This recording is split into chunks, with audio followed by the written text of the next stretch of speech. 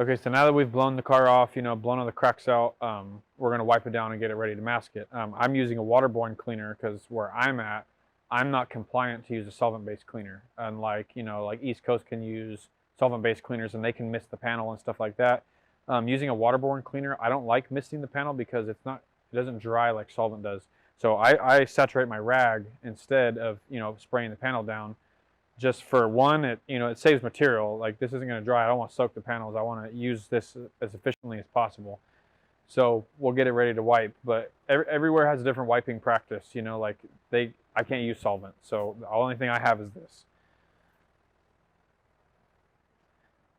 So depending on what the weather's like and stuff like that, like as it gets hotter, you don't want to try to wipe all these panels at one time. You want to just try to wipe them, one panel at a time, or if it's really hot, just take it in sections. It doesn't have to be crazy. This is only the initial wipe. I'm just trying to get the surface dust off and stuff like that. And then once I'm done wiping, I'll go around and I'll acetone the jams, clean the jams. That way my tape will stick. Ideally, when you wipe too, it's always a better idea to wipe your blend panel first and not your, OEM panels and stuff that have, like my rag's black now. I should have wiped the blend door first, but this is also my initial wipe, and I will be wiping again. And the next time I wipe, I'm going to do blend door first, then the panel with all the black on it and stuff like that. That way I don't transfer any of this black onto this panel. If you have a white car, that's a problem. That can transfer onto that white. You may not even see it till you clear, and all of a sudden, hey, there's a black smudge. And then chances are it's probably from your wiping technique. You obviously want to try to wipe it as best as possible, and you want to try not to let it streak and stuff like that, but this is an initial wipe. It is strictly for masking. When I go re-wipe it inside the booth, once it's already, taped up and bagged and stuff like that, then I will make sure I don't have streaks, I don't have none of that stuff. This is just to get that top layer of dust off. So when I tape, I'm not dragging that dust around, getting it on my tape, creating a potential problem for my paint job being dirty, or just lots of different variables. So like, this isn't really a perfect wipe. You can see I have streaks, but it's enough to where I can tape this car, and when I get it inside, I will eliminate the rest of those. Because like, speed is key for a production shop. You don't want to sit here and wipe for an hour trying to get rid of streaks outside the booth. You just want to get it generally clean, and then wipe your jams, mask it up. When you get it inside, we'll do a final wipe. So now that the outside's clean, I'm going to open up every crack and crevice, and I'm going to reuse my dry towel. I'm going to put acetone on it. I'm going to wipe all the cracks and everything to make sure my tape sticks. I always save even the dirty rags, and like, I let them dry out for other things. Like, say I have a really nasty wheel opening, like, I'm not going to, if I can use an old rag to clean a wheel opening, I'm going to, just to scrub it out. I'll Scotch-Brite the inside even with a little bit of auto clean or something like that, or any cleaner you have, just to get those wheel wells clean and stuff like that. Obviously, this is a new fender. I don't really have to do that. It's brand new. There's no mud. There's no grime down in there. So, I mean, I jammed the inside of the fender. So, like, I don't really need to wipe the inside of that fender with acetone. I sanded it. I blew it out really well. I will go over it just to make sure. But everything else, the underside of the hood, I will acetone the underside, the bottoms of the doors, everywhere I'm going to put tape. I want to make sure it's clean and my tape sticks.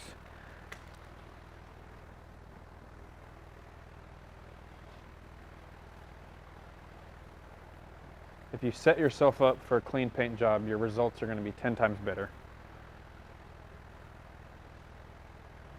So see, like, this is what you don't want. You don't want to stick tape to this. Like, it's going to, it'll lift, then your paper is going to move around. You could potentially get tons of dirt in your paint, and you do not want that. Either you are going to have to polish it, or your detail is going to be really mad at you.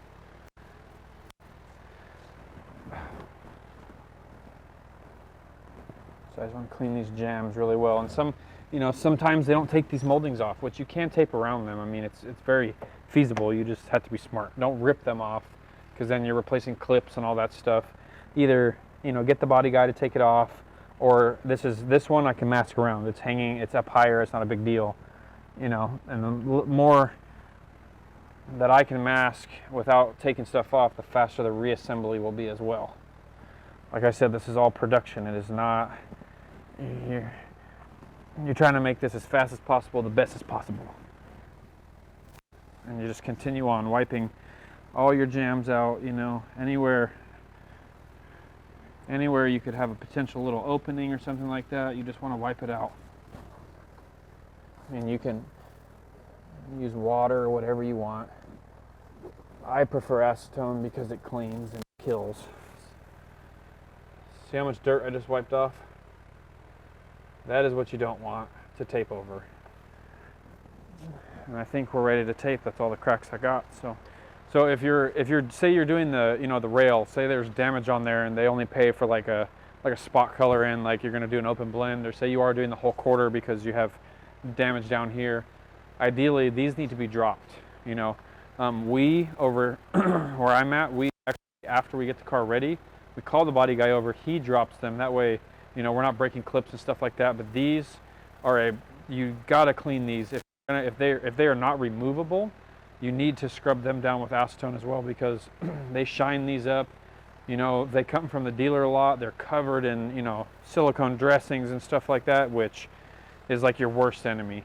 So you just really want to make sure you wipe all these. Like, obviously we're not doing the quarter, but just an idea. Say this didn't come off and we have to try to tape this down. You're gonna want to scrub this with acetone. It's not gonna harm it. It's not gonna melt it.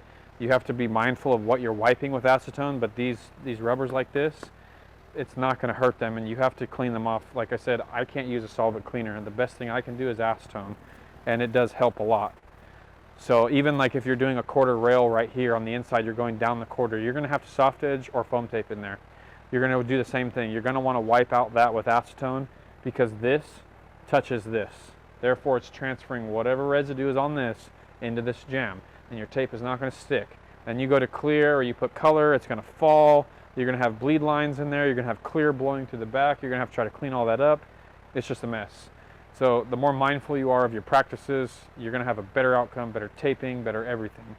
And it's just a way better idea to just make sure everything's clean. And you'll get a flow of everything once you start doing it more and more. You're going to know already, like, bam, I need to wipe this, I need to wipe this, boom, I'm going to clean this, then I'm going to start taping. It's all a constant flow, and that comes with over time.